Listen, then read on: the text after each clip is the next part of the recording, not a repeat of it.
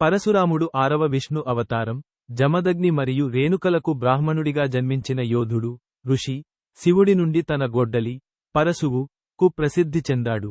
క్షత్రియ శౌర్యాన్ని బ్రాహ్మణ జ్ఞానంతో మిళితం చేశాడు మరియు ధర్మాన్ని పునరుద్ధరించడానికి 21 సార్లు అహంకార క్షత్రియులను నాశనం చేశాడు.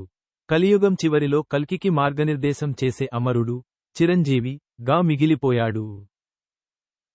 పరశురామ అవతారంలోని ముఖ్య అంశాలు: 1. జననం మరియు వంశం. జమదగ్ని మరియు రేణుక దంపతులకు జన్మించిన ఆయన బ్రాహ్మణుడు, శివుడి నుండి యుద్ధ విద్యలను నేర్చుకున్నాడు.